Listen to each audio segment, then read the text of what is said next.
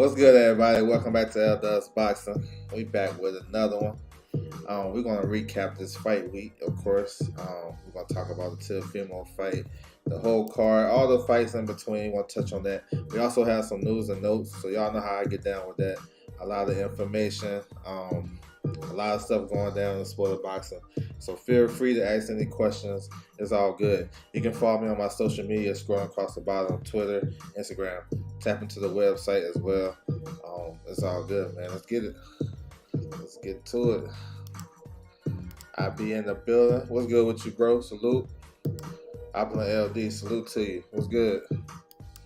So we're gonna recap it, man. I know it's already been talked about, but shit, my perspective a little different. We gotta make sure we cover everything.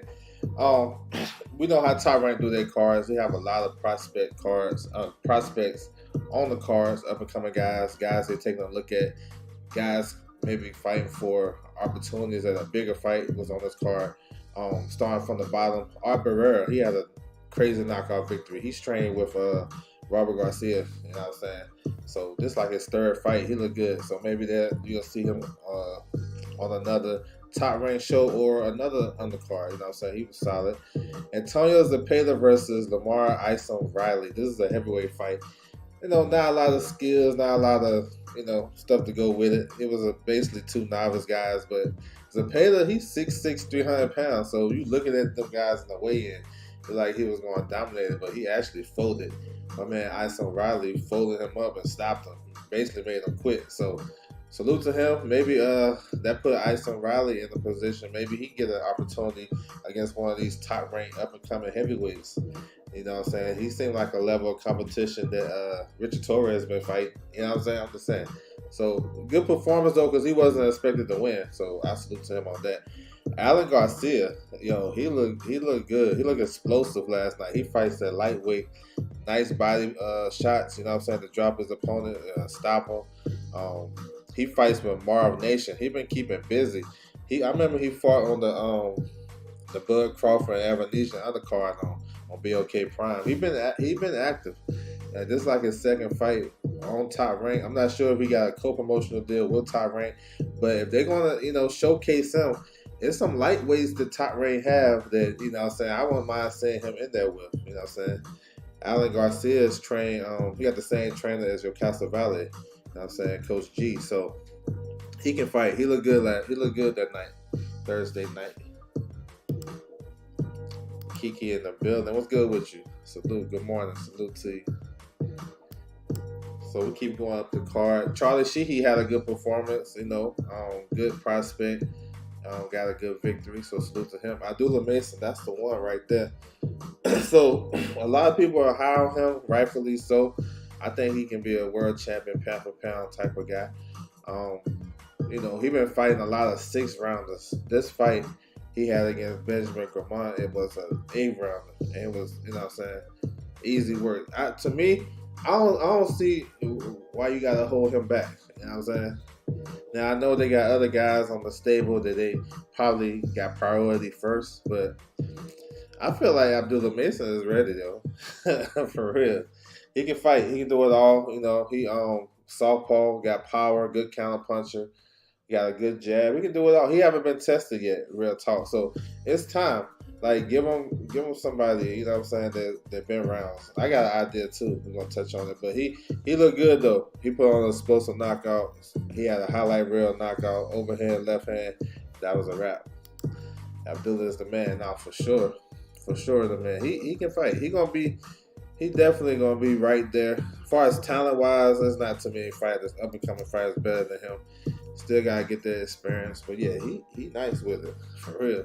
I think he can go straight to 10-rounders. Like real talk, he can finish the rest of this year fighting 10-rounders. Maybe get 2 or 3 more fights in against some solid competition that probably had common opponents of other guys in your stable, and see what you can do with him. But yeah, he nice. Javier Martinez versus Raul Solomon. That was a solid middleweight fight. Martinez is with Robert Garcia. I'm not sure. I don't know what his projection is. He alright. You know what I'm saying? He have up and down performances. George Acosta versus Rene Garon. So this is the fight I was paying attention to because first I was like, why they got this spot? They was right before the main card. You would think they'll put Abdullah Mason in that spot, even the other top ranked fighters they have, but they put them in that spot. So that made me wonder, like, damn, are they on audition? Because maybe that seemed like the winner can fight Abdullah Mason. Garon outworked Acosta. Acosta was trying to box in the fight. Garon got a tricky style, similar to Luis Alberto Lopez, and got that type of style, punches from all different angles. Garon already knocked out an up and coming Olympian years ago, though, Carlos Balderas. That was on a PBC show, so he gets the victory. He had a knockdown in the fight, and he got the victory. So, hey, Abdullah Mason versus Garon, another 8 rounder or maybe a 10. I wouldn't mind it because Garon's a different type of style. You know what I'm saying? He's 18-1. So I ain't saying Abdullah Mason gonna lose, but he need styles like that, so it's gonna help him down the line. You know what I'm saying? So I wouldn't mind saying it. Abdullah Mason versus Garon. It's the reason why they put these guys in that spot, though. And ain't nobody really saying it right now, but I peep game. They was right before the main card, so it is what it is. That's just me matchmaking. So the next one, co-main event, Keyshawn Davis versus Jose Pedraza. So we know the storyline. Pedraza coming back down to 135 after about 4.5 years without fighting in that division. Veteran, former 2 division world champion. But we all know he's a gatekeeper right now. So it was a good performance by Keyshawn. He stopped him like in the 5th, 6th round. It was a good performance. I'm not taking it away. But in my eyes, he been fighting like that. Pedraza ain't even the best fighter at his. He ain't the best fighter that he fought. Now, the name, I'm talking about at this stage of his career. I don't think Pedraza would, if he can do anything with Nahir Albright, or if he do, it's life and death. I don't know. But it's a good name, it's a good win. So people thinking, oh, this is the best I ever seen Keyshawn. I don't think so. I think he been looking the same. There's a lot of factors in why you can't see how he been looking because, Team Bud Crawford, you don't fuck with him. At the time when he was having his fights, Bud was about to fight Spence. They ain't high on him like that. He friends with Shakur. Of course he's gonna get that residual bullshit, right? So he was basically fighting the same way. He did the same thing he did against Patera in this fight against Pedraza. They basically looked the same. He dropped him. He didn't drop Pedraza, but he dropped Patera. And the ref, he stopped the fight, this fight right here. You know what I'm saying? Vegas, the referees in Vegas got a quick trigger. So, I don't know. But I think Keyshawn, he definitely a talented fighter, patient. You know what he brings to the table, good finisher. He called out Teofimo. I wouldn't mind saying it, to be honest, because they really don't have nothing for Teofimo at 140. They don't. You know what I'm saying? So we're going to talk about that too, but they don't really have enough for him. So I wouldn't mind it, but I don't know. I think we get carried away. The recently biased. Oh, this is the best I ever seen. Bro, he been fighting like this. He been fighting like that. So I think so. Because he pretty much done it at the world level. I mean, he had life and death with Richard Comey. Both of him and Richard Comey are basically on the same level. Probably should be looking at retirement. He lost to Barbosa. He lost to all these guys. Ramirez, Keyshawn. Yeah, it might be time. That's a good point. Yeah, he been fighting like that. I don't know. I don't have better stop me. Yeah, that's what I'm thinking. I'm coming to the fight. I'm thinking that too. Barbosa versus Tio. Yeah, that's one of the fights that Teofimo turned down. Now he's going to Golden Boy. Could they still make that fight? Possibly, but I don't know.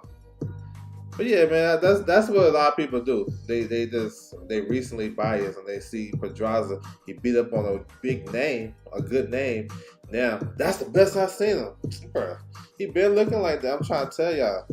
It's just it is what it is. Teofimo versus Jermaine Ortiz. This is a fight that you had to pay attention to.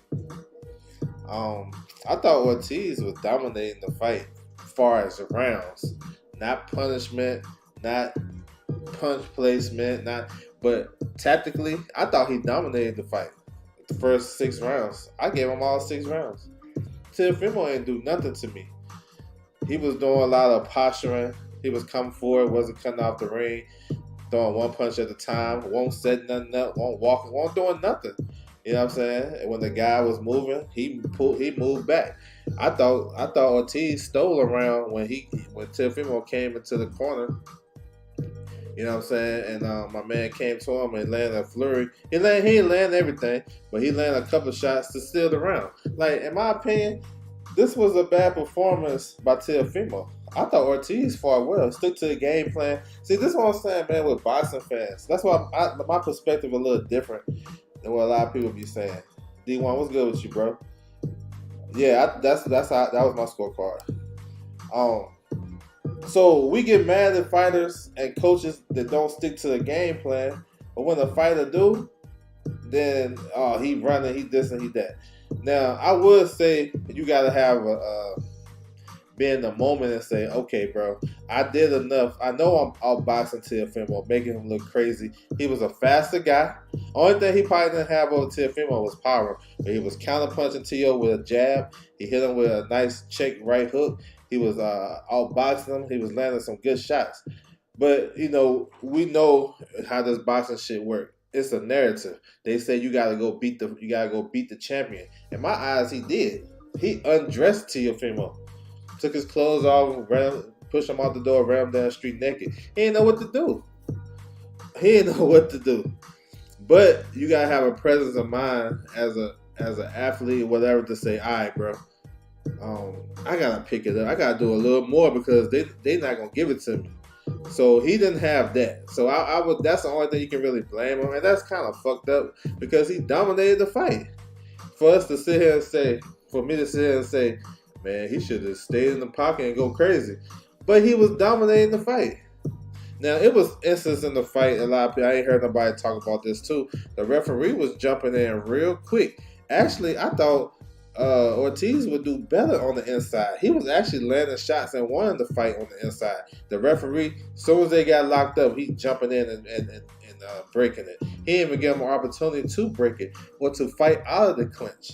And I thought that was kind of a detriment to Ortiz because Ortiz on that night, he was the faster fighter, quicker hands, better feet, and more athletic fighter on that night. Not saying Teofimo ain't all of that, but that night, he couldn't do shit with Ortiz.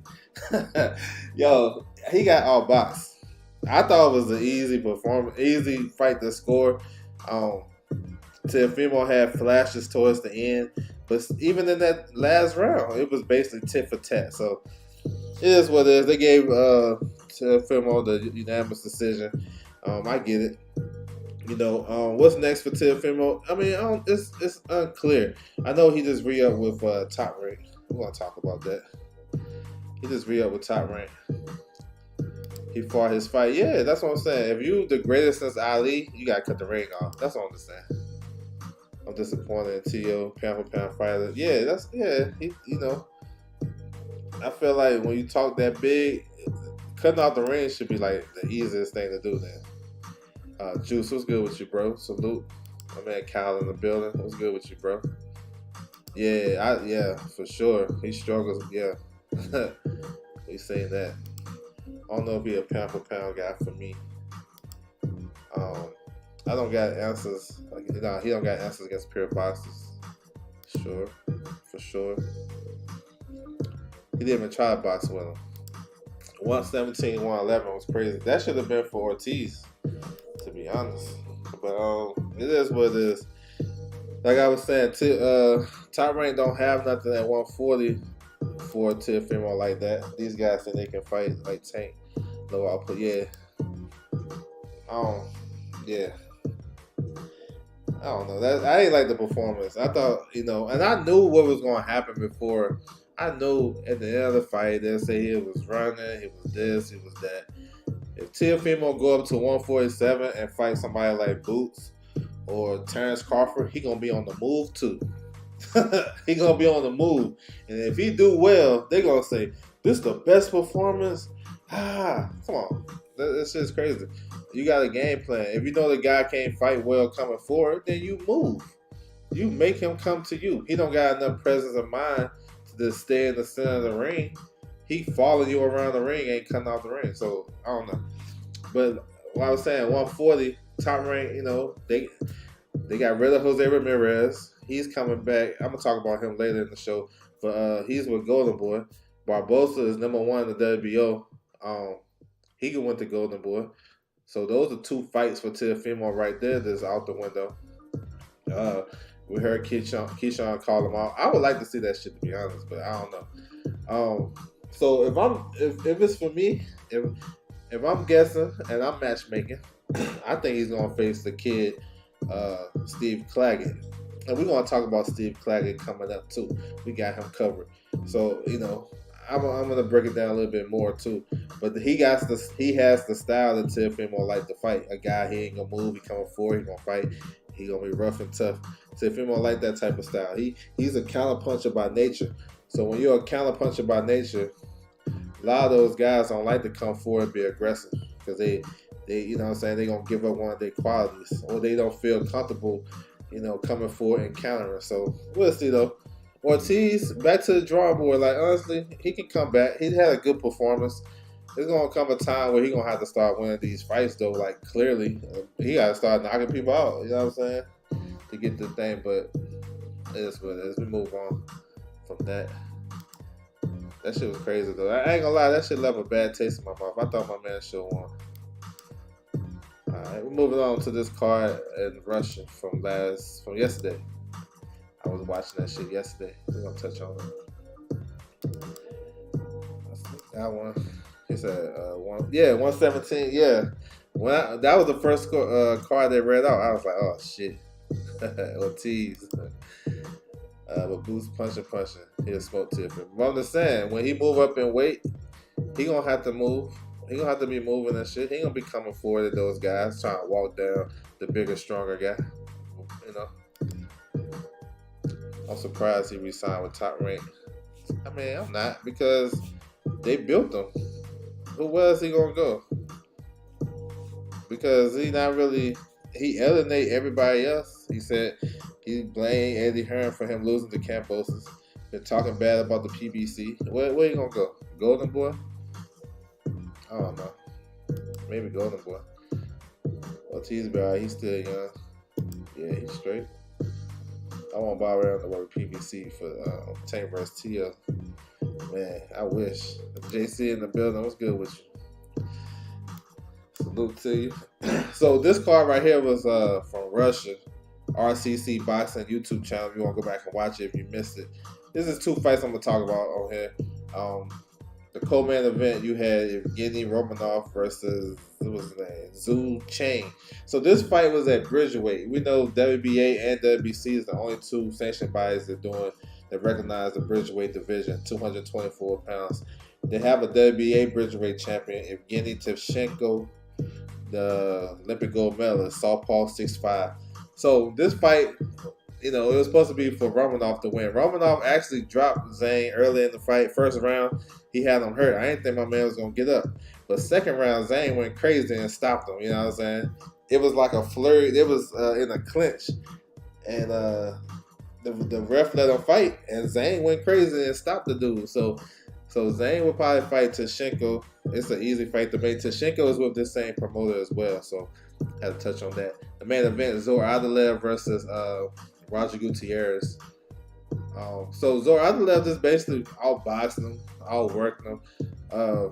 Gutierrez wasn't really doing nothing. You know what I'm saying? He was talking about he wanted to fight afterwards, but Zor Adelev just outboxed him. Really. He was an aggressive guy. It wasn't really much going on, so that's a good win. Then when we talking about Keyshawn, what's next for Keyshawn? I'm thinking a Zor Adelev fight. If we probably gonna get the Teofimo fight. I don't think Tyron ready to make that.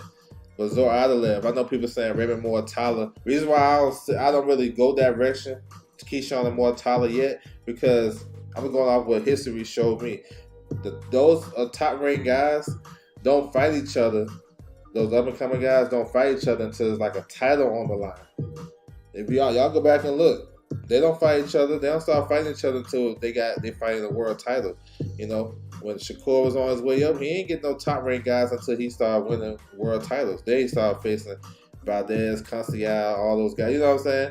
Same thing's gonna happen with Mortala and Keyshawn. They're gonna go on different paths until they're gonna have to meet at the top. So maybe Zor Adelev versus Keyshawn. If Zor Adelev can fight in the States, that's a good fight because you know that got a common opponent linked to it because Devin Haney stopped Zor Adelev in 2019. You know what I'm saying? Broke his eye socket. So that's a good common name. And Zor Adelev been on a nice winning streak after that. He stopped Jorge Linares. He beat Nunes. Nunes is the same guy that fought Tank in Baltimore. So he been doing some good things. That's the type of opponent I can see them giving Keyshawn if they can get him over here. So that's what it is. Going to yesterday's show. I see y'all in the chat. I'm gonna get to it. I'm gonna get to all the comments. I mean, it's Canelo. It's like this every year. You know what I'm saying? He'll have like 3 or 4 opponents they say he gonna fight, and we just have to wait for him.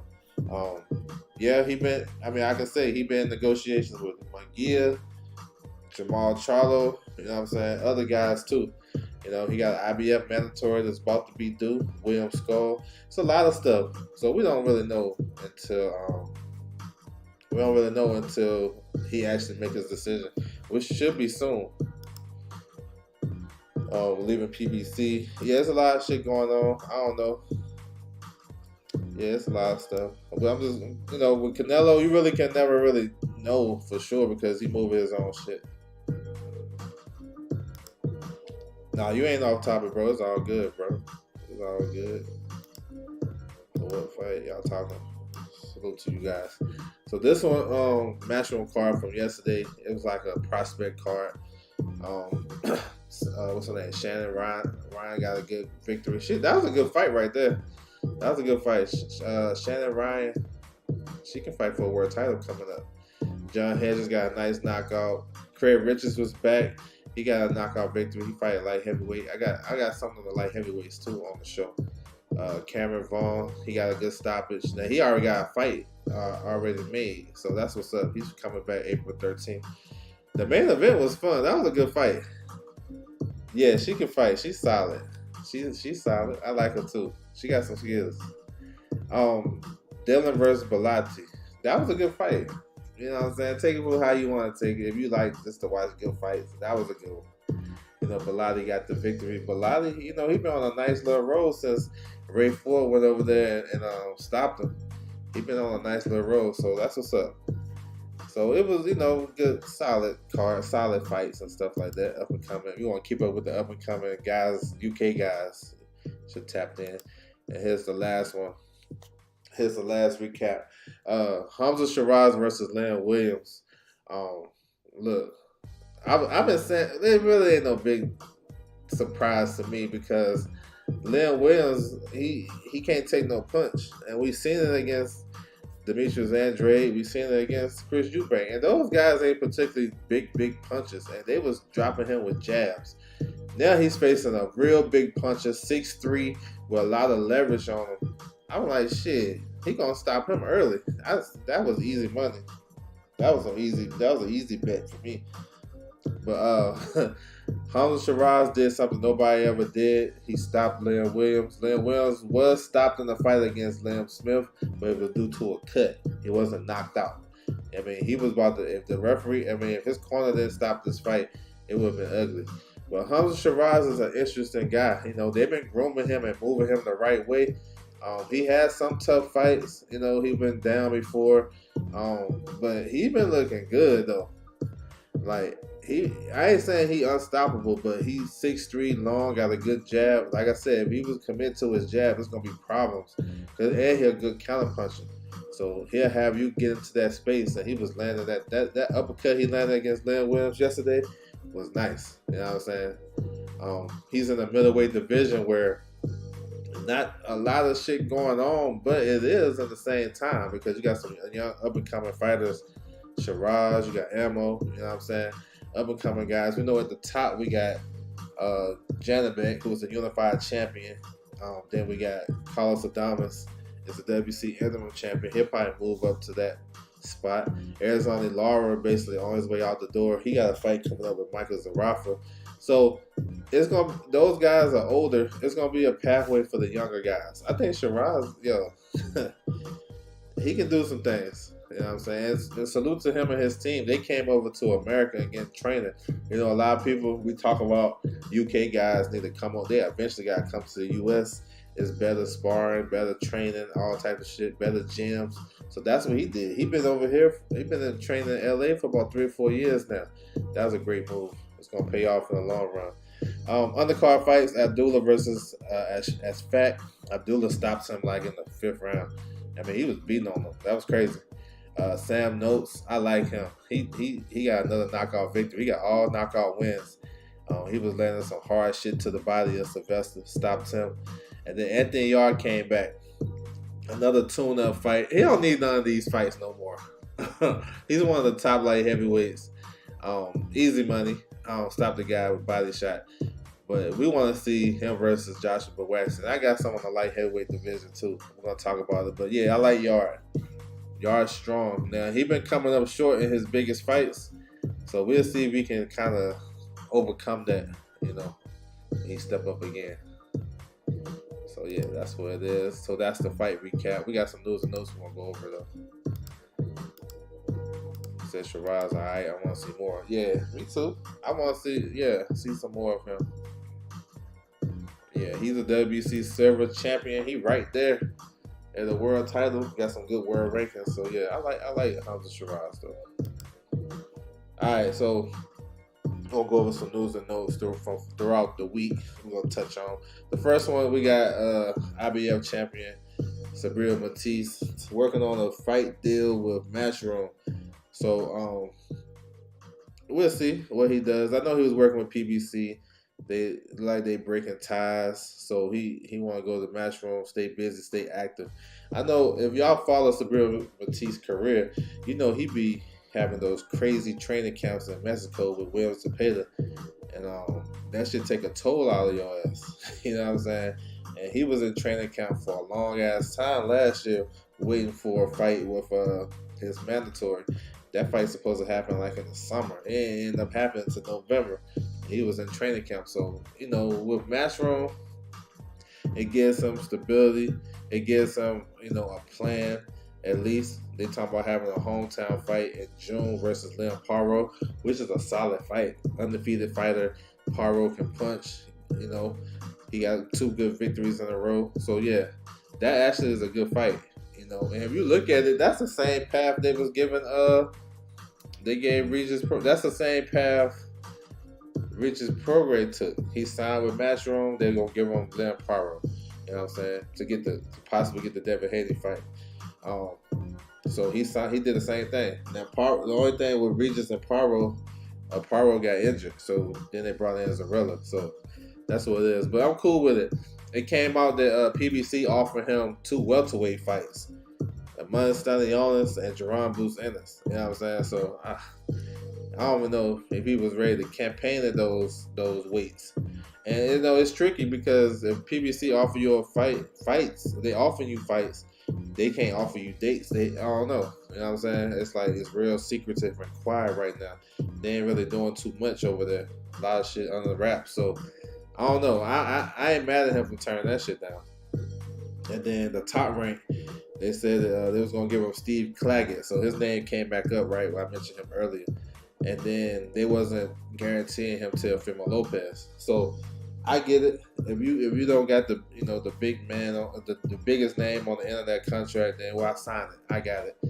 But we'll see. Signing with Matchroom gets him close to Devin Haney though. Now the back and forth shit with them guys, man. I don't know the whole story on that shit because I never really thought that fight was gonna be made next anyway. Even though it sounds good, but it's actually still good. It works out for everybody because of course Haney got a big fight coming up with Ryan Garcia. That's actually good. I think they actually prefer that than this one. Not saying they're scared of nothing. I'm just saying the bigger money fight, get your name out there, you become a global star. I think that's more important right now. That's cool. So him signing with Matchroom, we can get those big fights. So that's what it is. So Claggett, so I mentioned him earlier. That's why I think Teofimo should fight. If Teofimo say he's gonna go to Honduras and have a fight, a lot of the top names ain't going to fight him in Honduras. But he can fight Steve Claggett. He'll come down there. He got the style for Teofimo. He can't complain about him running because Claggett do not run. He coming straight forward in your chest, trying to break you. And I think Teofimo would like that fight. So maybe that's next. You know what I'm saying? So yeah, that's what it is. I thought Matisse would still be managed by Al. Yeah, that's what I thought too. He said the reason he want to break loose is because he's not getting the fights, and he want to go. I can't blame him for that. Word on the streets, Kulikan, Matisse, that dude. We'll see. Matisse versus Tio or Matisse versus Ramirez. Yeah, I'll take that. Those good fights. Matisse versus Devin. I think that can eventually happen. Haney, Ryan, a clown show. Money grab, let's get it. Tio going around saying Matisse duck, so he knows that's not the case. Yeah. Matisse high risk, low reward fight for anybody. Yeah, if they want that belt, that's the only reward they're gonna get. So we'll see though. Hopefully they'll make an announcement, you know what I'm saying? They're talking about for June. So that's still a little bit of ways away. I know he's coming off a hand injury and stuff like that. Alright, light heavyweight division. Y'all probably don't know none of these dudes right here. Y'all probably do. I don't know. I ain't gonna sell y'all short. But the light heavyweight division, the reason why I want to speak on it real quick is because we know we got Dimitri Bivol and Beterbiev coming up June the 1st. So after that fight, they talking about those guys going up to cruiserweight and face Jay Apataya. So I just want to give a sneak peek of what's going to happen when those guys leave the division. You got Joshua Buatsi. He's number 1 in the WBA and the WBO. And he'll probably be number 1 in the WBC because Callum Smith, once they update their rankings, Callum Smith going to get dropped down for that position. And Buatsi is number 2. So he's right there in the picture. Now, I want to advise him to wait for that fight to get the winner between Beterbiev and Bivol. I like the Anthony Yarde fight. I got Yarde right beside him. I think that's the fight right there to me. I think that's the fight. I don't know how the politics is gonna work over there, but that's the fight to make in the meantime, in between time. Yarde got high rankings as well across the board. That's just a good ass fight. It don't have to be for the world title fight to be a good ass fight. They know each other. They're from the same place, London. Do that shit to O2. I think it'll do well. You know what I'm saying? I think it'll do well. So those two guys are definitely in that mix to fight for. I'm just saying, if it's a vacant title, if the titles become vacant after Bivol and Beterbiev fight. But I can also see Anthony Yarde going down his own championship route. Maybe he like, all right, fuck it. If the belt's gonna become vacant, let me go down the WBO route and see can I get me a vacant world title, or because Buatsi gonna have to pick a title. He want to eliminate the WBA, so that's probably the one he gonna go down. But I'm just speaking hypothetically. What would happen if the belts become vacant? What should happen is Buatsi versus Yarde. That should be next. That's a summertime fight. That'll be crazy. So we'll see though. Other guys that's on here, we gotta speak on. So the guy beside the fighter beside Anthony Yarde, that's Michael Eafer. He's the IBF mandatory. We want to touch on him. Buatsi, Yarde versus Buatsi. Yeah, Buatsi is the best at light heavyweight. He ain't better than Bivol and Beterbiev, but on this list, he might be the best. I'm with you. Yeah, that'd be a good fight. Yes, sir. But you have Michael Eafer. He's the IBF mandatory. He defeated John Pascal last year, become the mandatory. He haven't fought since. So the IBF, they known for ordering fights and messing up Undisputed. As soon as you become Undisputed, they known for ordering their fight and stripping your ass. So I don't know the line on him. I can see either Bawaxi or Yard fighting this guy to try to get his position or fight him for the vacant title. There's a lot of moves that can be made, but I like to see him active. Like he haven't fought before. He fought for the IBF Eliminator. He was fighting regularly, 2-3 times a year. Go check his box rank. Since then, he haven't fought. The fighter right below Bawaxi, that's Alexander Volchik. So he's 39 years old. He got some high rankings. Former world champion. You know, Beterbiev stopped him. He was the one that ended Adonis Stevenson's career. He got some world rankings. He's with Canelo Alvarez. He's managed by them, Eddie Reynoso. So he'll probably fight on Canelo's undercard again like he did in September. Now he's right there too to fight for a vacant title or fight one of these guys. All these guys in the championship mix, I actually think it would, it'd be cool. So Alexander Volchik, I can imagine he's going to fight on Canelo's undercard May the 4th. Maybe a title eliminator. I don't know. The one right beside Volchik, that's Albert Ramirez. He just fought in Canada in January 25th. Got a good victory. Southpaw. He won an eliminator. He's like number 2 and number 3 in the WBA. So I had to throw him on there because if the WBA becomes vacant, he should be number 2. He should be number 2 in the WBA rankings when the new ones come out at the end of the month. Dan Aziz was number 2, so he lost. He gonna fall out. Yard right there. So it's like these are the top contenders at light heavyweight right here. And then the last one, right beside Ramirez, that's Ali Ismailov. So he's about to fight February the 20th. He's with Demetrius Salita. I talked to Demetrius Salita about him. He said he's trying to get him an eliminator after this fight. He got some high world rankings too. He's number 7 in the IBF and number 8 in the WBO. So he got guys in front of him that lost. So he'll probably move up. If he win next week, you know what I'm saying? So yeah, I just wanted to break that light heavyweight scene down because it's going to start getting good too. Whenever you get the undisputed champion and they start vacating their titles, then the division get better. Just like 140. When Josh Taylor vacated, the division got like, we started to look at it more like, damn, we got all types of good fighters. They've been there. It's just, it got more magnified because the belts was vacant.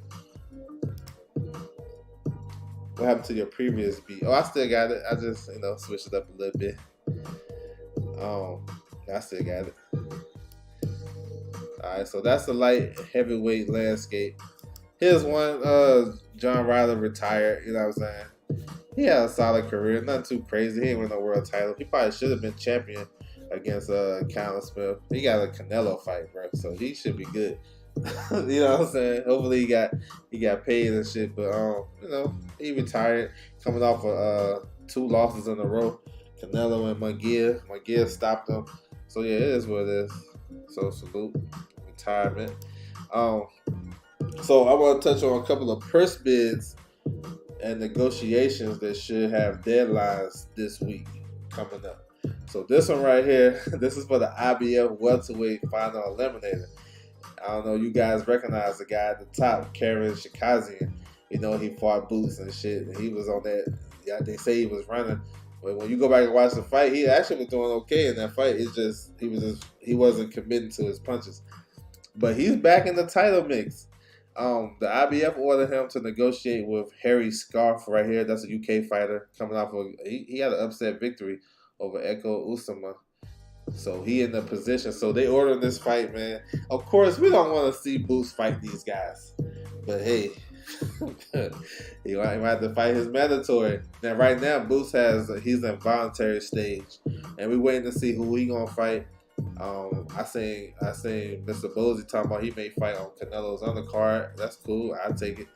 But I don't think it's going to be these 2 guys. They going to fight first. And they should have a deadline this week. I think it's the 12th. Or maybe the 13th. But yeah, y'all stay tuned. Y'all gonna be hearing something about that. For sure. He was decent. I'm glad he's retiring though. Yeah, me too. Yeah, it's time to go. He said he's gonna become a coach. So that's what's up. He can get back. That's what's up. He had a solid career. Here's another one. This is another one that's in negotiations and purse bid. So this is for the WBA Super Flyweight title. You got Kazuka Ioka. He's the champion against Scrappy Ramirez. So they got a deadline February the 12th. Before it go to purse bid. So we're gonna see. This fight right here actually makes sense for the undercard of Haney versus Ryan Garcia. Scrappy is with Golden Boy. Ioka is one of the legends and future Hall of Famers we have in the sport of boxing. He gonna go to the Hall of Fame for sure. He just need a real big name on his resume though, like a Chocolatito or Estrada. Maybe if we can get Bam, he needs something like that. But so these guys really don't get the spotlight like that. 115 pounds. Scrappy is a showman, salesman. He gonna promote the fight. Imagine that on that undercard. You know what I'm saying? Because they gonna, I know, yeah, Ryan and Haney is basically what we gonna buy the pay per view for, but it won't hurt for the undercard. So I will hope this one can get on there. I'm not sure. Ioka, he's the man, and he's the man. He can stay in Japan and fight all for the rest of his career. So maybe they win the purse bid and bring that shit to Japan. So we're gonna see. What about Sandor Martin Ortiz? I mean, that's a good fight in theory. Politics wise, I don't see it as being next because Sandor Martin is the WBC mandatory. He's going to get his opportunity this year, so you'll be risking it with him. I actually see Sandor Martin staying in Italy or Spain, fighting over there just to stay active. You know what I'm saying? Because what's the point of fighting Ortiz and you lose your position? And I know we want to see the best fights, but I can see them thinking like that. Nah, bro, I ain't fighting. Why I need to fight him? You know what I'm saying? He in position to get a big ass payday. He is Sandor Martin. He can get the winner between Devin Haney and Ryan Garcia. Shit, he'll probably be like, nah, I'll stay over here in Italy and fight. Shit. Even though he signed with Top Rank. Just Do Boxing, what's good with you, bro? Salute. So we'll see though. Ioka versus Scrappy. That's the negotiations ends this week. And this is a fight I would put on the undercard of Ryan versus Garcia. That's just me. Here's another one in negotiation. This at the heavyweight division. That deadline is this week as well. Martin Bakole at the top. Cassius Chaney heavyweight fight is a mandatory for, I think it's the winner between Char and Pulev. It's not the mandatory for Usyk. They're trying to get rid of Char. Char fighting Pulev in March. This is a solid fight right here. Two big guys, 6'6" or better. I would favor Bakole. Bakole got better. He got the better, faster hands, bigger. I like Bakole. Now I ain't gonna sleep on Cassius Chaney. I just worry about his gas tank. Bakole is with Boxer, and Cassius Chaney is with Don King. So we're gonna see if they can make that fight happen. Something under the radar that happened. Boxer got a network deal in Africa. We all know Bakole is from Africa, so that's an indicator that maybe they're going to win that purse bid if they can get TV rights in Africa. Why would you do that? You only got 1 or 2 fighters from Africa on your stable, so maybe they're going to do that. When I did a post fight, maybe a couple years ago, I did a post fight for Martin Bakole versus Tony Yoka. Yo, I had like 500 people in my chat from Africa. I ain't gonna lie to y'all. That shit was deep as hell. And I'm like, where all these damn names coming from? And they got the flag of their country. That was Bakole versus Tony Yoka when he defeated him. So if they can get some TV out there, that'd be cool. But we'll see though. Should hear something this week. So those are the 3 negotiations that should be happening, and we should be hearing something about purse bid. All right, so upcoming fighters that should have a date coming up. Jared Big Baby Anderson, Top Rank, he should be back in April. I know Top Rank has a date, April 13th in Texas, Corpus Christi, Texas. I think that's his date. So y'all stay tuned for that. There's a couple of fights that's gonna be on the undercard, like Henry LeBron is on that card. So we'll see. You know, Top Rank always go to like obscure places like Oklahoma. They go to Minnesota, Corpus Christi, Texas. They was in Houston. I ain't saying Houston is obscure, but it was a small venue. The venue was. So I can see that, and he probably need to be back in the ring with all this heavyweight shit going down. Yeah, he need to be back. So hopefully that's his date. That'd be cool. Yeah, it is good to see him back. Definitely. I tried to get him the bite. You know what I'm saying? He didn't want to take the bite, the bait. But yeah, I think that's his date. Here's another one. Jose Ramirez making his Golden Boy debut, April 27th in Fresno. Don't have an opponent yet. I got a couple of suggestions, but he'll be back. You know, Jose Ramirez is a big draw out there in Fresno. He do about 14, 15K regularly on all his fights. So that's actually a good move. I know some people may say, why you don't fight on the Haney and you know, Haney and Ryan undercard? It makes sense in theory, but it don't make sense as far as like, so think about it.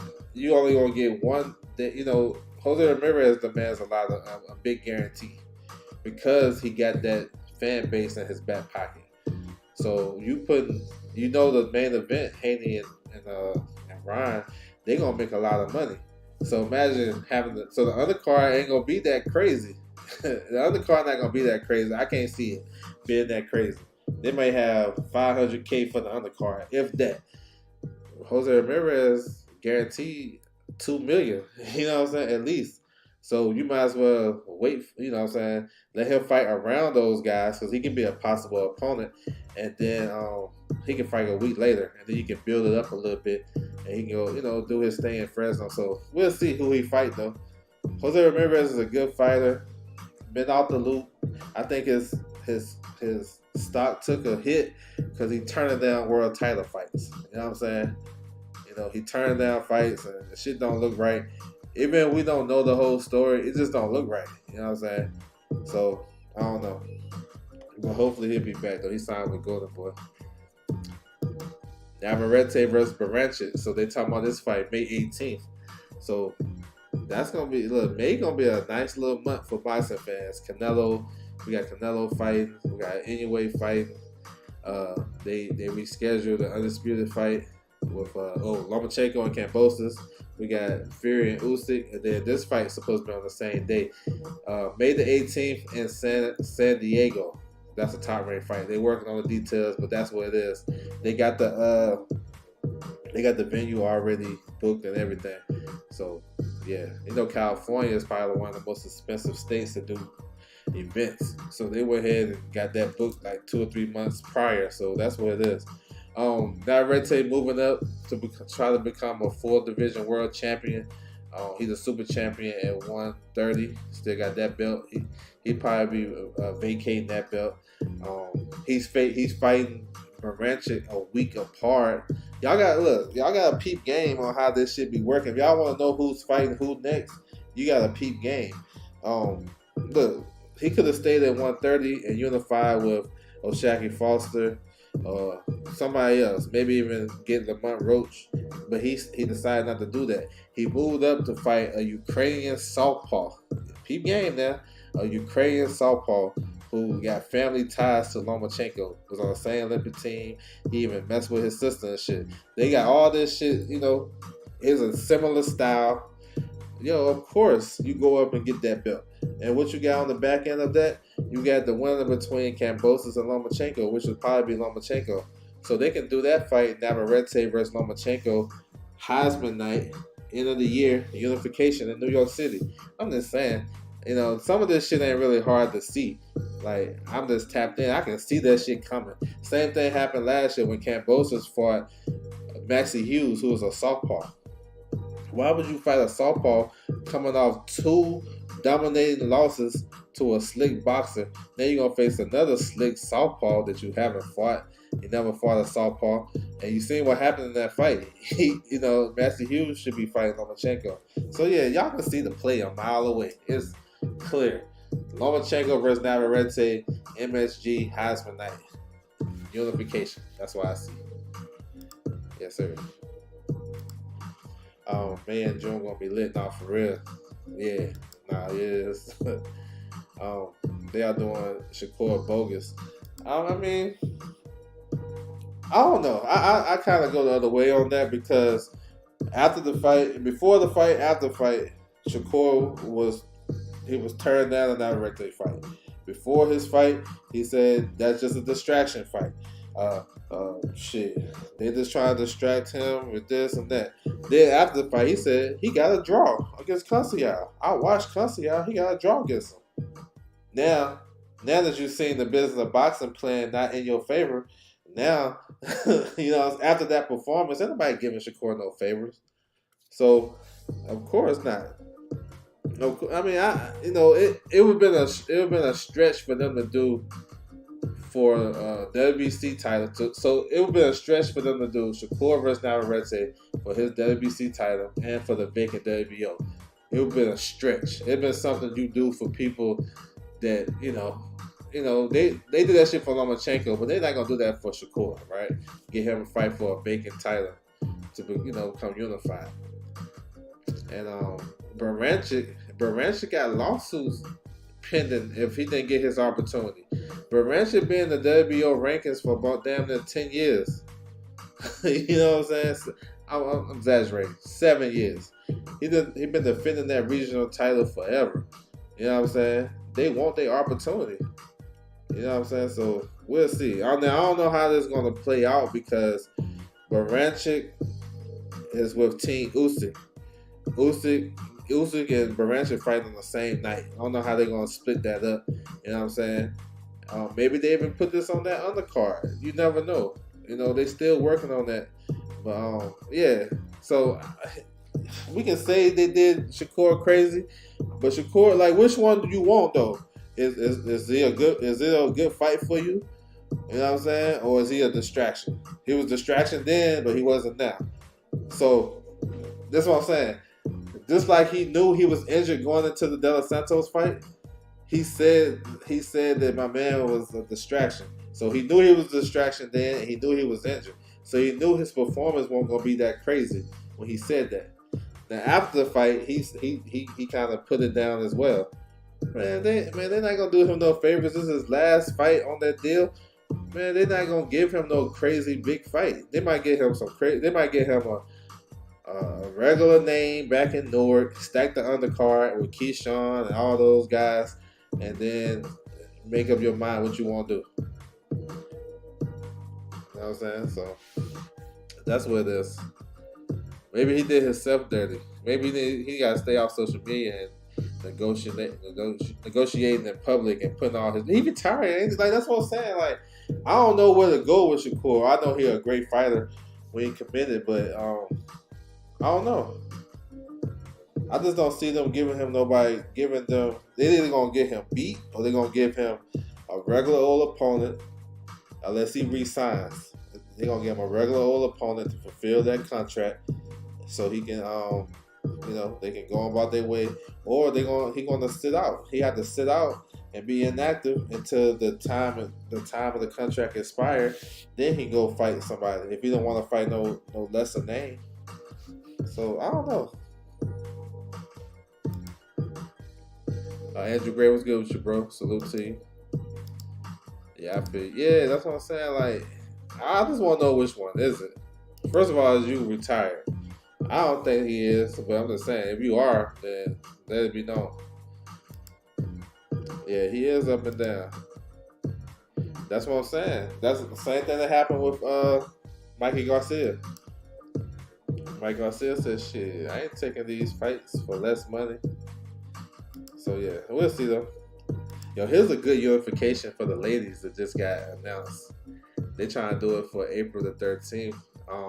This is Ellie Scotney, the IBF champion, versus the WBO champion, Ségolène Lefrière. She's from France.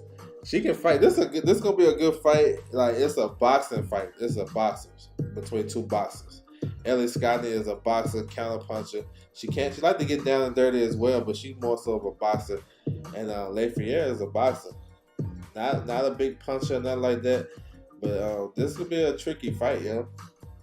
This is a tricky fight, and in this division, we can get undisputed. You know what I'm saying? At 122, you got Erica Cruz, the WBA champion. She's with Matchroom, so she want to get the winner. The WBC champion, Mercado, that's the one who fought Amanda Serrano on the Jake Paul undercard a couple years ago. She's the WBC champion. She can mix and match with these ladies as well. So yeah, this is a good unification for the ladies though. April 13th. I'm looking forward to it. My man Mike in the building. What's good with you, bro? Salute. Sure, we almost there. We got 2 more topics. Here's the next one. So yeah, speaking of undisputed unifications, this is probably one of the best fights. Honestly, this might be the biggest fight in women's boxing right now. That's realistic because you got both ladies. You know, of course they're marketable. It's undisputed at 105 pounds. They got a backstory. Seniesa Estrada versus Yokasta Valley. Been waiting for this fight for a long time. We know the back and forth, the storyline. Seniesa used to be with Golden Boy. They let her go. She went to Top Rank, and then they went and signed her replacement. They signed her replacement, Yokasta Valley, who can fight. She's a 2-division world champion. She can fight. It's a good fight, and I think when this fight was first talked about, it was like a wide gap. I feel like Seniesa was in the head. I think that gap kind of closed a little bit. You know, it's going to be a technical fight. You know what I'm saying? Technical fight. March 29th on the undercard of Valdez versus Wilson. I mean, I don't think the boxing fans will mind this being the main event, to be honest. But this is going to be a good one. I'm looking forward to it, for sure. They had that press conference. Not a lot to it other than Oscar De La Hoya and Seniesa kind of, you know, squashing it a little bit. But I'm looking forward to this. This is gonna be a good one right here, for sure. So make sure you guys tap in. Yes, sir. I can't wait to see this fight. Yeah, this is gonna be a good one. And I'm thinking, like, what other women's fight is this big? Like Katie Taylor and Chantel Cameron, we've seen that shit twice. They're supposed to do a trilogy. Carissa Shields and Alicia Baumgartner ain't fighting. That shit is a fantasy fight, bro. That's not happening. So I don't know if anybody thinking about that fight, but that ain't happening. We don't even know if Alicia Baumgartner is going to fight. We don't even know if she's suspended and cleared the fight. She says she is, but we ain't seen no fight date. Because when Conor Benn got cleared, he's with Matchroom. When he got cleared, he had a fight date. She done fought twice already. What other fight is the biggest fight? Like, I think this is right now maybe the biggest fight. Maybe if you ran back Katie Taylor and Amanda Serrano, maybe. Yeah, no, that one. Yeah, well, I would say that one would take it, but it's not a lot. So yeah, this gonna be a good one. And the last one we gotta touch on: Devin Haney versus Ryan Garcia, April 20th. Man, this is a big fight for boxing. Whether you think it's gonna be competitive or not, I think it's gonna be big. There's some good storylines to it, you know. You have both guys know each other. They fought each other in the amateurs. They tied 3-3. They even got that on the poster. The 3 check marks by each guy's name. So that's a big storyline. These guys are supposed to have been fought. You know, Haney was trying to fight Ryan Garcia back in 2021 when he beat Luke Campbell. That fight didn't come to fruition. David went on and did great things, became undisputed at 135, one of the biggest names and draws it by. Like, he's doing this thing. But, you know, we got, you know, it's like a lot of people look at this fight as Haney being the real guy, like serious guy, and Ryan Garcia being like the fake guy, kind of just, you know, he ain't taking it seriously. He got a lot of talent, but he ain't definitely on Devin's level as far as accomplishments. And as a fighter too, we haven't seen, you know, Ryan fight top guys and go crazy. We've seen Haney do that. So, you know, I think Haney definitely got the edge in that fight. You know, I'm looking forward to how they're gonna do the event. We've seen a little face-off thing. I don't really read too much into that shit. It is what it is. My biggest thing in this fight right here is Derrick James. That's the biggest X factor in this fight, in this whole saga. Now, I know Derrick James is one of the best trainers in boxing. He didn't have a great year last year, you know. Of course, Spence got stopped by Crawford. Um, Jamel Charlo, did that shit against Canelo. Frank Martin, that wasn't his best performance, even though I liked it because he dogged his way to get that victory because he was down in that fight against Artem. But he came back the last 3 or 4 rounds and dominated, and he dropped him and got the victory. But then the backlash about him turning down the Shakur fight. So I feel like, just like anybody that's competitive in business, sports, whatever, I feel like he got a chip. I would hope that he would have like a chip on his shoulder and be motivated to get this one back. Now he can only do so much, the preparation, the sparring, the coaching, the game plan, fixing the deficiencies of Ryan Garcia, which he has. That shoulder roll shit, he need to throw that shit out. That shit he did against Oscar Duarte, he don't need to do that against Devin Haney. He'll get stopped. Just keep working on some shit and get him right. I think that's the key, man. Of course, we gotta see Ryan Garcia has to execute the game plan. He do. He have to execute. A lot of shit that comes down to, I feel like they don't be listening to Derrick James. Not that he's not a bad coach, but he be giving good information and good advice. Some of the fighters don't be listening. Now in the Frank Martin fight, he gave bad advice. He was telling Frank Martin early in that fight, let the guy come to you. Let the guy come to you and counterpunch him all night. But that shit wasn't working. Because he was sitting back and letting Artem dictate the fight. But then once he switched it up and said, nah, go get him.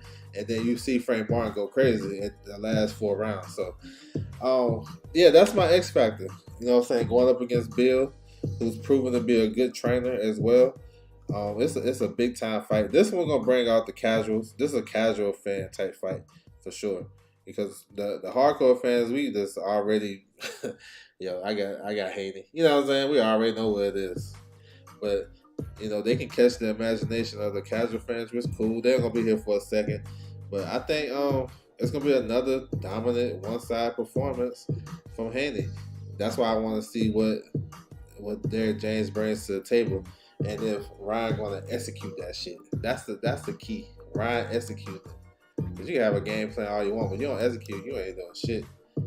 I know how to feel about this fight because when Tank fought him, now that's how it is. That's how it is. That's how it is. They say it was an exhibition, it was this, it was that. Now they saying it's 50-50. I get it. The undercard, I have my ideas of what they're gonna do. Exactly. Yeah, what he gonna do. Yeah, that's what I'm saying. Like, shit. Because if either because see, I always thought he was a good trainer. You know what I'm saying? But I don't know. I just feel like he can make up for all that shit. I know that'd be sweet for him because he went through some tough shit. But then I can't feel bad for him because he was saying Bomac, he needed 3-4 trainers. He needed this. He was down on him. And shit, if you're looking at that fight, not knowing, about the team, you'd be like, yo, Bud Crawford's team was more prepared. They studied more. He was downplaying that shit. So maybe he came down to earth and like, all right, bro, I need to get it together. I don't know. I know I'll be thinking that. But the other card, so this is a Golden Boy show.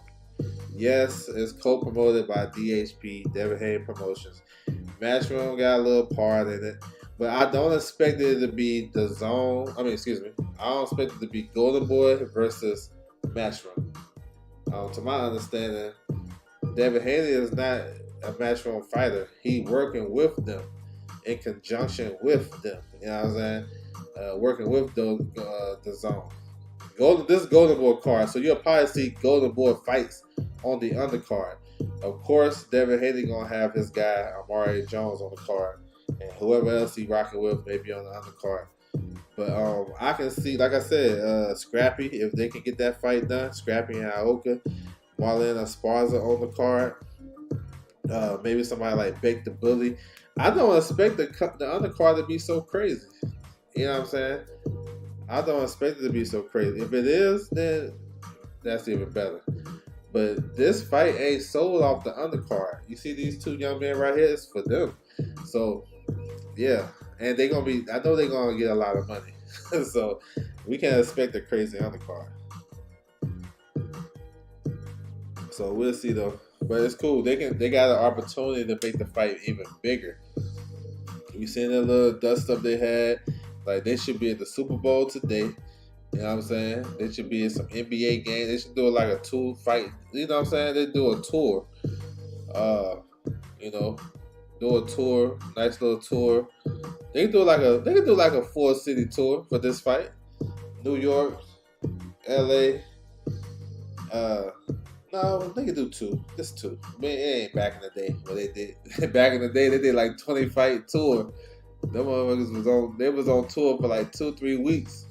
Going to all the cities. Nah, they can just do New York and LA. New York and LA. Yeah, they should do that. Yeah. So we'll see though. It's good though. You know what I'm saying? It's good. This is the first big fight we have in boxing this year. You know, last year we had a couple of big fights. They kicked it off with Ryan Garcia. Even though I thought Benavidez and Plant was a big fight for me because I knew what it meant for like that division and for hardcore fans. But the biggest event of last year, the first big event was Tank and Ryan. So Tank is going to kick it off again this year. So that's what it is. Yes, sir. They need to do the all access, the 24/7, all that shit for this one. Yeah, that's what's up though. I'm looking forward to it. We should really get more details about the undercard pretty soon, and these guys promoting the fight. They may do a official announcement this week. These guys should be at they should do a Super Bowl halftime show. Not halftime show, but a Super Bowl commercial. You know what I'm saying? Imagine that. Imagine if these guys did a Super Bowl commercial. That'd be crazy. Like when we talk about fighters, and boxing, they want boxing to be in the mainstream. I'm cool with it. I never really knocked it. Honestly, never really cared. Would it be a plus? Yeah. But like, you got a lot of fans that only watch boxing when big events. You know what I'm saying? And they say casuals don't know nothing. That's true. But casuals only know what you gonna teach them. So if we got hardcore fans on here talking about this is this and that, they gonna follow what you say. Oh, if you hear casual fans don't talk about resumes. They don't talk about check left hooks and Ryan doing a shoulder roll, that trash. They don't talk about that. They don't know what that is. It's the boxing fans that talk about it. So when they say, well, casuals want to know, casuals gonna think this and think, no, they not. No, they not. They see those guys on the marquee and say, oh shit, ain't that YouTube? I follow him on TikTok. That's what they on. It's the hardcore boxing fans ain't educating and shit. You know what I'm saying? It's them. Maybe they lack the knowledge. I be thinking that too. I be thinking like maybe they just don't know. They don't know either. They have the casual fan mindset, but they try to portray it like they're such hardcore boxing fans and know so much, but they just like them in some ways. When I be at work or whoever I'm talking to, I never heard a casual fan be like, bro, man, what's up with Derrick James and why he teaching him that shoulder rolls?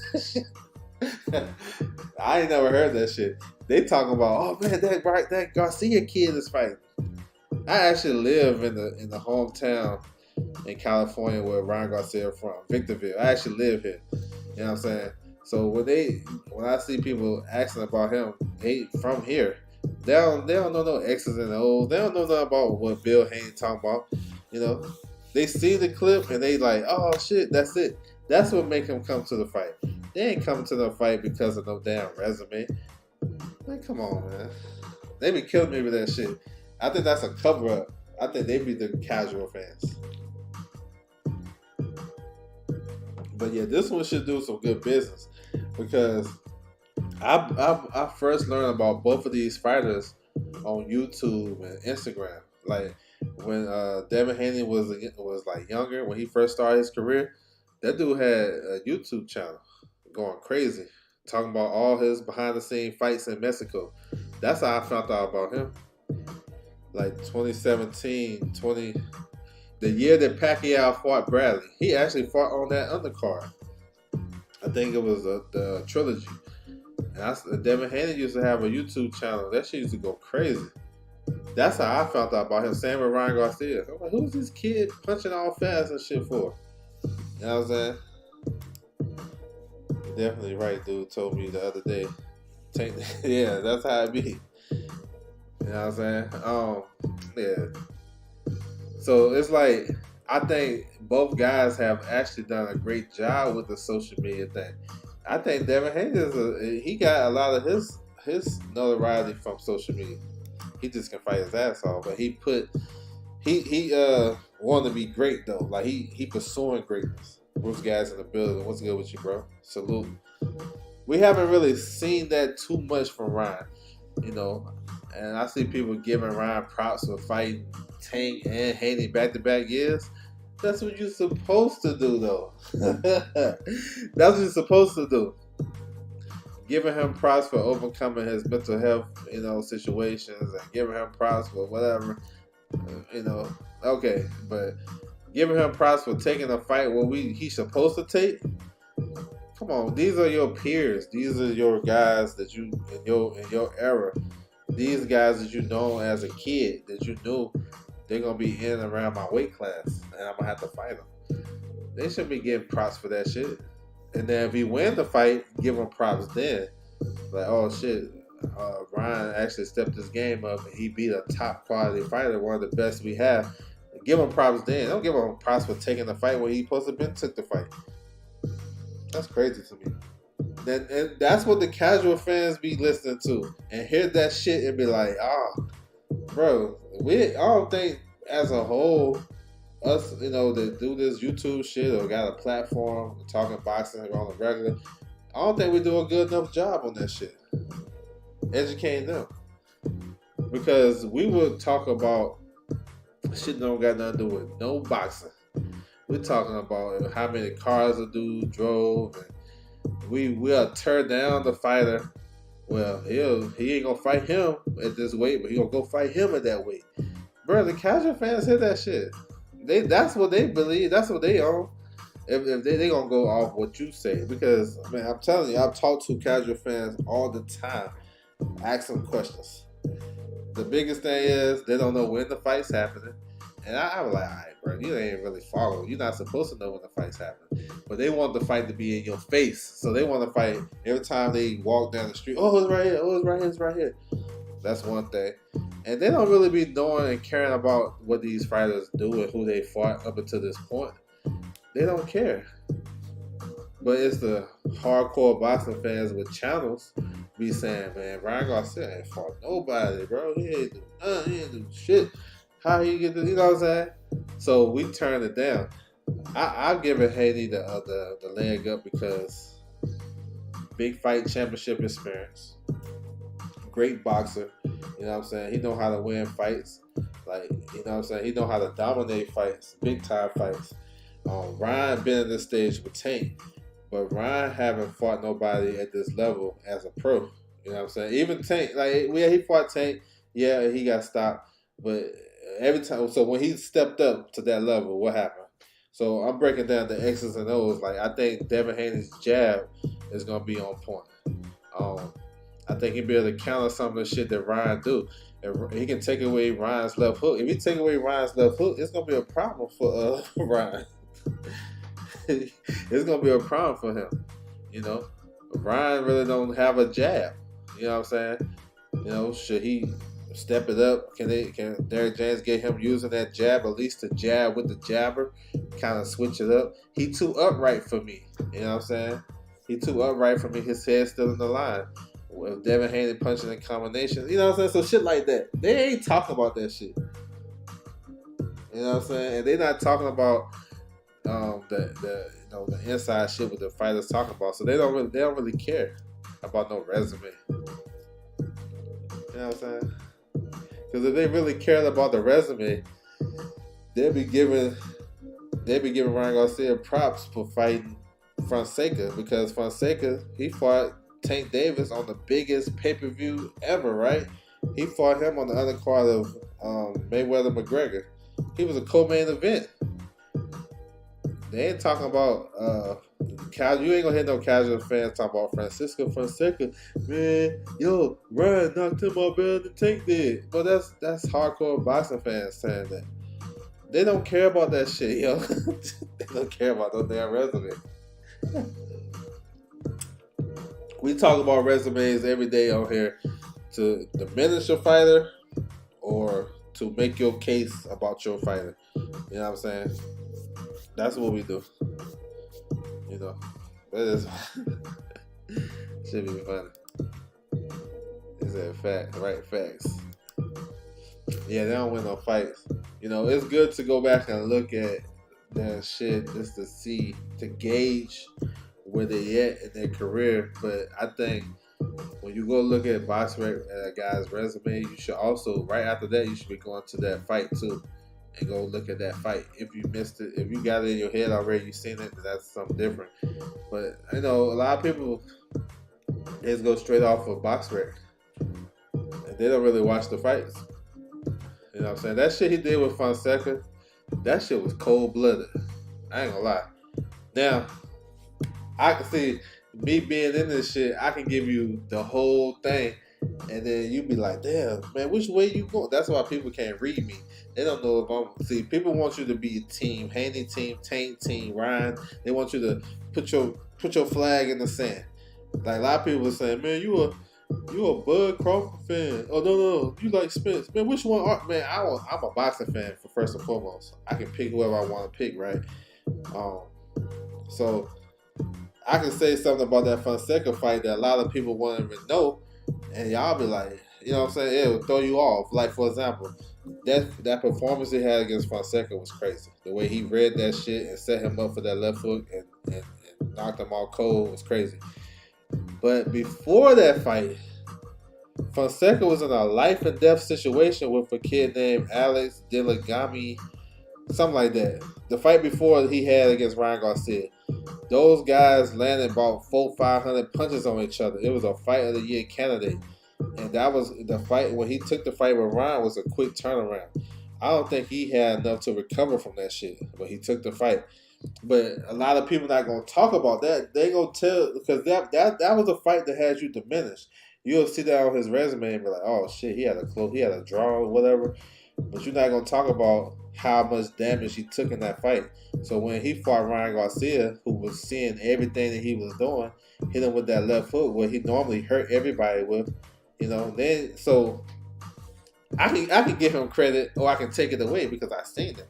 I know the play. See, a lot of people don't know that and they'll diminish the guy or give him props. It is what it is. That's why I want to be well-rounded in this shit. All this whole boxing shit, when we talk about resumes and who's the best fighter at this, you can break down. If you know what you're talking about, you can tear that shit up. You can tear it up, rip that shit up. I heard one with who got the better resume, Haney or Teofimo. Like you can, if you know what you're talking about and you know the situations and shit, you can make your claim for either fighter. Because it's unfair for me sometimes because some of the people who be talking about it, they don't even know half of the situations. So they can't even speak on it. All they gotta do is, oh shit, that happened? Go look it up. So I don't know. But the casual fans, they don't be knowing none of this inside boxing shit like we know. So if you hear them repeating it, which they probably don't, then it ain't from them just watching the sport. It's from them listening to what these guys talking about. It's just doing the building. What's good with you? Salute. Oh yeah, got to. I didn't think the Spence and Crawford fight was gonna end up like that though. I ain't gonna lie. I thought it was gonna be back and forth, and I thought Crawford would pull it out down the stretch. Thought it was gonna be something like 7-5 for Crawford, but yeah, I ain't see that shit, but it is what it is. Yeah, I'm just looking forward to this schedule though. It's a lot of good shit coming. I'm glad, a lot of people talking about the sport though. It's good. we got a good fight schedule coming up. This week we got some good fights. I'm gonna do a show tomorrow about the upcoming schedule. My pre-gaming show. We're gonna break down and talk about all that shit. But just quickly though, we got Shaki Foster versus Abraham Nova. That's a good fight. That's Shaki Foster's first fight at top rank. You know what I'm saying? This will be his second title defense. He had that great fight with Rocky Hernandez. He took the title. Well, he won a vacant title from Ray Vargas, and a lot of people had Ray Vargas win that fight. He you know what I'm saying, won that fight clear and easy. So he facing Abraham Nova, who is like rejuvenated back at 130. Got a couple of wins on his belt. So yeah, I'm looking forward to that. Shushu is on the card. Shushu is going to make a real run at contendership this year. He's number 8 in the WBO rankings at featherweight, so look out for him. I think Tiger Johnson on the card too. There's a bunch of other top ranked prospects. We're gonna have a fight of the year candidate this weekend as well. Let me take this off. I'm gonna touch on it tomorrow in depth, but I can off the top though. We got Rachmanov versus Nunes. This is for the IBF final eliminator at 130 pounds. Very important fight. Joe Cordina is going to make a title defense May 18th, but after that, he said he's leaving the division. He's going to vacate. So Rachmanov is the former world champion. Nunes, Eduardo Nunes is 26-1, all 26 knockouts. He punching. Excuse me. We seen Rachmanov down before against Zephyr Barrett. He get hit a lot. He's a tough fighter too. That's gonna come forward. That's gonna be a fight of the year candidate. Hopefully we get some TV for that. So that's coming up this week, man. Just give you guys a preview, but we're gonna make sure everybody is good to go on these fights for sure. Yes, sir. So I want to salute everybody coming through the building. Appreciate it. Make sure you guys hit the like button if you haven't. Subscribe. You can follow my social media, scroll across the bottom. Twitter at OverJ, Instagram Does Boxing. Tap into the website. I'm gonna go to the website real quick before y'all go. Yes, sir. I had to do one about our brother Tay Jones. You know what I'm saying? This is the schedule right here. But Tay Jones got a fight coming up, man. I know. Y'all know Tay. Tay be all on the on this YouTube streets. Part of Team Wilder. You know what I'm saying? Somebody you can just hit up. He told me he had a fight coming up. I'm like, shit, I'm about to write an article on that shit. What you talking about? Yes, sir. So that's just my way of supporting them, putting them out there in them streets. You know what I'm saying? Because Tay be behind the scenes doing this thing, giving us information. So he'll be back April 27th down in Mexico. He's facing Omar Tienda. Tienda fought Keyshawn last year. So yeah, man, Tay gonna go down there and beat him up. You know what I'm saying? Yes, sir. That's how we coming. I think it's cool to like anybody that in this boxing shit that's doing some big things, whether it's on YouTube or they actually a fighter. It's no problem to give them some props, yo. I got the platform to do it. I got my own website. So if I want to write about any of y'all or whatever I want to write about, it's my shit. Ain't nobody own my shit. It's mine. So if I want to do it, I'm gonna do it. Especially like my bro. Here's another one, John O'Carroll. So he's the mandatory for Lamont Roach. So we was waiting for Lamont Roach to. I was thinking he was gonna sign with Top Rank and maybe fight with Shaki Foster or Navarrete. So I'm not sure what his promotional situation is, but John O'Carroll been around for a while. I remember he fought Tevin Farmer, so I wrote about him, talked about this. He's the mandatory for Lamont Roach, so that's what it is. What else we got this week? So we got so all this talk about the big time fighters. I talk about damn near everything. Women's boxing, small shows. This is another one right here. Nigerian Nightmare. They got a card next week. We're gonna talk about that on the show. So yeah, I like stuff like that. This is how you learn about boxing and these fighters. Samir Smalls, I seen him fight a bunch of times out of Philly. So yeah, I'm still learning. I ain't gonna lie. That's why a lot of shit I be doing, I still be learning about shit.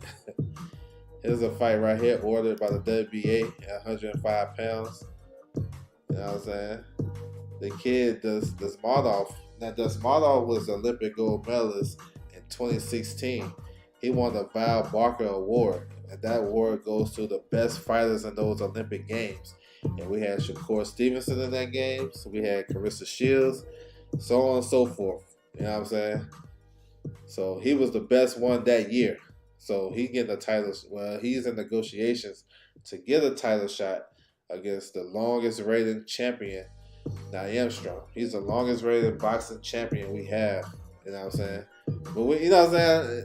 We gotta make sure we know what we talking about when we doing this shit. That's why I be learning so much. You know what I'm saying? I want it all. Like, I be selfish with this boxing shit. If somebody talking about boxing, I'm trying to know all that shit, bro. Like, give me the smallest details. So yeah, touched on that. What else we got? Fight week. You know what I'm saying? So yeah, man, tap in with the shit, with the website. Feel free to tap in, leave a comment or whatever. It's all good. I appreciate all the support. Yo, here's a highly touted amateur that's about to turn pro, Isaiah Carr. You know what I'm saying? He was trying to make a run at the Olympics. Maybe he can still go. But yeah, that's good stuff. So we'll get to see his career unfold. He started boxing, you know, when he was like, 16 or some shit from North Carolina. So yeah, little stuff like that. Make sure everybody covered out across the board. So feel free. But yeah, man, I want to salute everybody coming through. I'm about to close it out. Hopefully everybody enjoyed the football game. We y'all into that. I'm about to go get ready. Get all my shit ready for that. That shit, I don't know what time it started. I think like 3 o'clock my time. But it's all good. I'll be back tomorrow. Make sure you guys set your notifications. You know what I'm saying? We're going to talk about the fight week. Feel free to ask any questions. If you have anything behind the scenes, it's all good. So salute to everybody. I'm gone.